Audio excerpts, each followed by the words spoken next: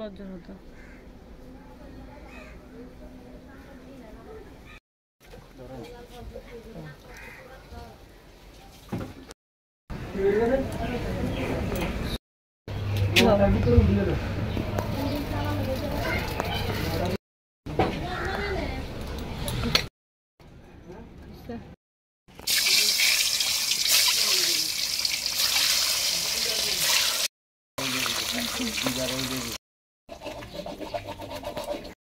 গরম হয়ে গেছে, এখন কয়েকটা গোটা মশলা দিয়ে দেবো। বেটে রাখা মশলাগুলো দিয়ে দেবো। পেঁয়াজ বাটা, আদা রসুন টমেটো বাটা,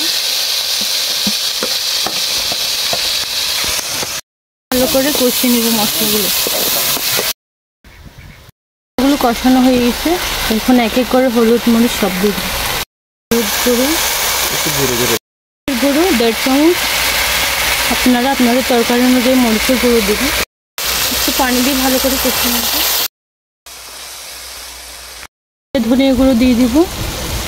ডিম রান্নার প্রধান উপকরণ হচ্ছে সর্ষে বাটা। আজকে সর্ষে বাটা দিয়ে ডিম রান্না করব।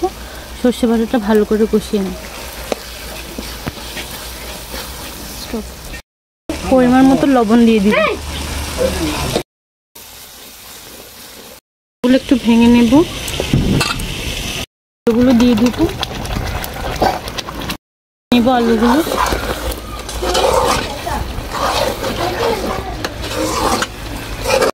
একটু কষিয়ে নিয়েছি, এবার আমরা পানি দিয়ে দেবো। তরকারিতে সবসময় গরম পানি অ্যাড করি।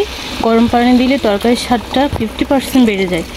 আপনারা চাইবেন তরকারিতে সবসময় গরম পানি দেওয়ার জন্য। পানি দিয়ে দিয়েছি, এখন আমরা কিছুক্ষণ জাল দিয়ে নেব।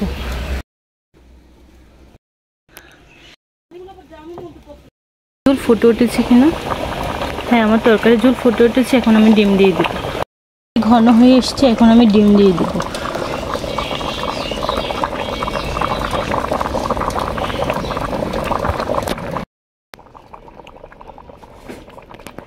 ডিম দিয়ে একটু জাল দিয়ে নিব, তারপর তরকারি নামিয়ে নিব।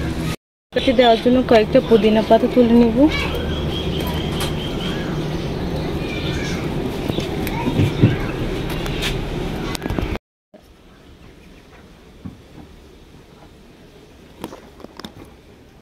তরকারি হয়ে গেছে, তরকারিতে একটু পুদিনা পাতা আর ধনিয়া পাতা দিয়ে তরকারি নামিয়ে নিব।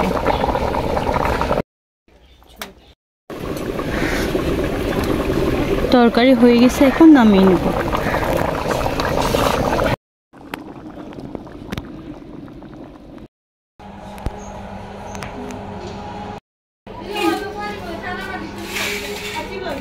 শুরু করলাম। প্রথমে বাবা মাকে দিচ্ছি। বাচ্চারা সবাই একসাথে বসছে। প্রথমে শাক দিয়ে শুরু করব। দাও।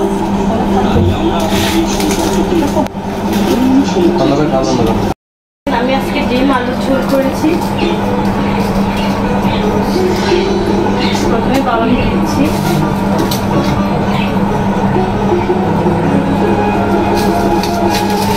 মা হাঁসের ডিম খায় না, সেজন্য মাকে মুরগির ডিম দিচ্ছি।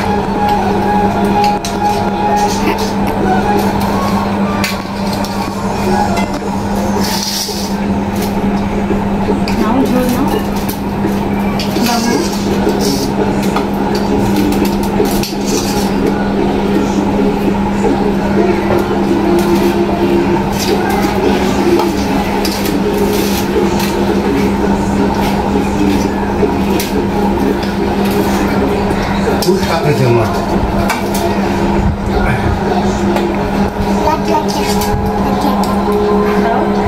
কাটুনি পেছো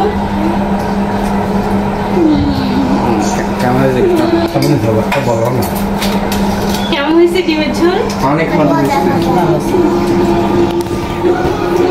হয়েছে।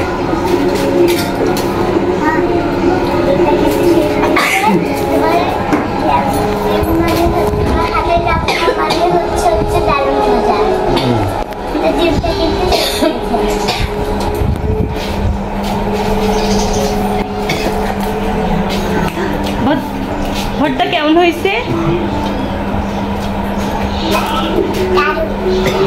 এবার তাড়াতাড়ি শেষ করে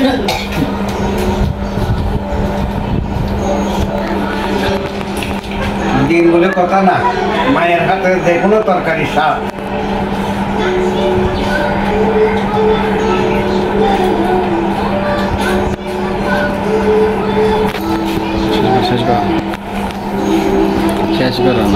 তো বন্ধুরা, আপনারা তো দেখেছেন আজকে দুপুরের খাবার দাবার।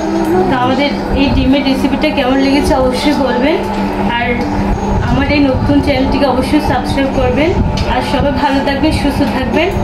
Bye bye.